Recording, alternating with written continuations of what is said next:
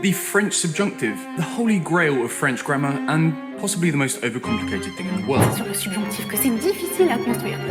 It might be a longer video than I usually do. About the subjunctive, really complicated French tense. So listen very carefully and repeat. They're all wrong.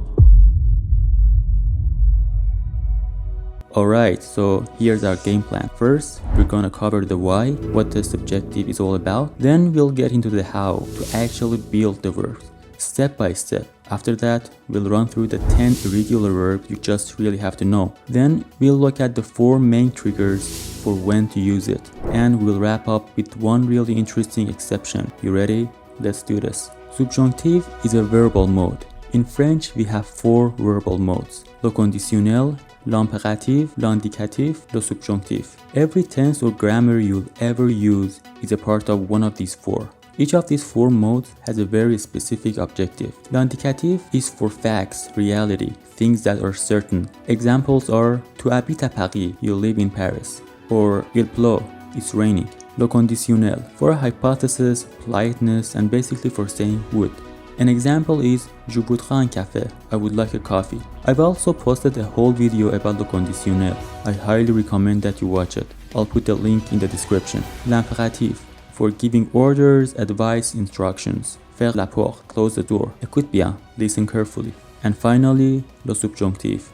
It's for doubts, emotions, necessity, wish, subjectivity. But the subjunctive mode is for your subjective world. Look at this example. Je veux que tu viennes à Paris. I want you to come to Paris. That's not a fact, is it? It only exists in our head. It's a feeling, a wish. And that is where the subjunctive lives. Okay, so we've got the why down. Now let's get practical and talk about the how. And trust me, there's a really simple, straightforward formula for forming most of these verbs. It's basically a 3-step recipe, super easy. Step 1.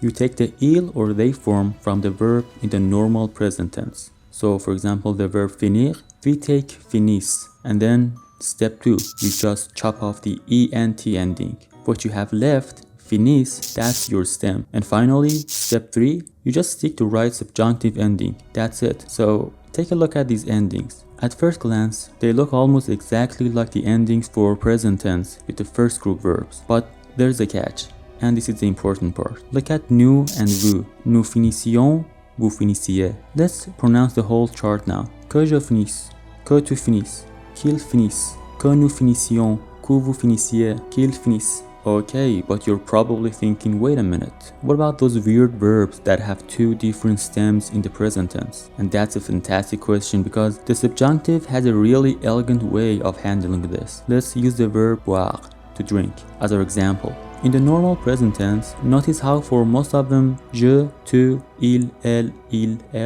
the stem is boire. But for nous and vous, it suddenly switches to bouve, like in nous buvons, vous buvez. Keep those 2 stems, boive and bouve, in your head, and here's the cool part. The subjunctive just borrows both of them. So for je, tu, il, elle, and il, they grab the stem from the il form, boive. And the nous and vous form, they grab theirs from the nous and vous form. So here's how we conjugate the verb boire. Que je boive, que tu boives, qu'il boive, que nous buvions, que vous buviez, qu'il boive. And let's conjugate the verb prendre. Que je prenne, que tu prennes, qu'il prenne, que nous prenions, que vous preniez, qu'il prenne. Alright, of course, this is French, so you know there have to be some exceptions, right? But don't freak out. Instead of some huge, terrifying list of verbs, just think of this as your essential clean sheet for the 10 most common ones. You just kinda have to memorize them, there's no way around. Let's pronounce these verbs real quick. Être, je sois, tu sois, il soit, nous soyons, vous soyez, il soit. Aller, j'aille, tu ailles, il aille, nous allions, vous alliez, ils aillent. Savoir, je sache, tu saches, il sache, nous sachions, vous sachiez, il sache. Avoir, j'ai, tu es, il est, nous ayons, vous ayez, ils aient. Faire, je fasse, tu fasses, il fasse,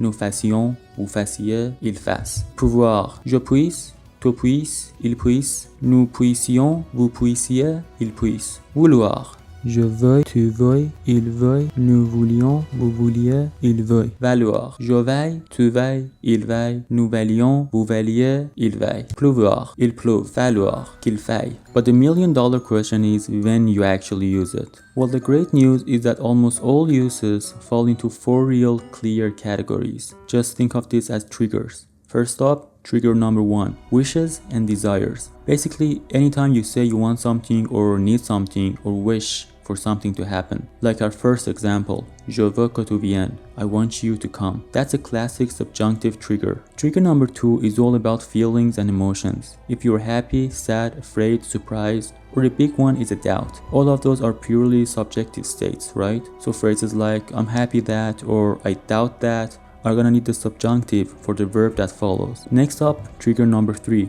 impersonal expressions. These are those phrases that start with it is like, it is necessary that, it is possible that. They're not stating a fact, they're imposing a subjective judgment or a condition on the world. So they trigger the subjective. And our last one, trigger number 4, is a handful of specific conjunctions. Words like avant que, before, or pourquoi, so that. These little words connect ideas in a way that isn't just a simple statement of fact. They introduce things like purpose, or a condition, or a time constraint, and they need the subjunctive. Okay, we've covered how to build it and the 4 big triggers. Okay, check this out. When you say I think in a positive way, you're stating it like it's a fact. Like you're certain, so you just use the normal indicative. Je pense que tu as raison. But the second you make it negative, you're not so sure anymore. You've introduced doubt. And what's our mode for doubt and subjectivity? You got it, the subjunctive. So it becomes Je ne pense pas que tu as raison.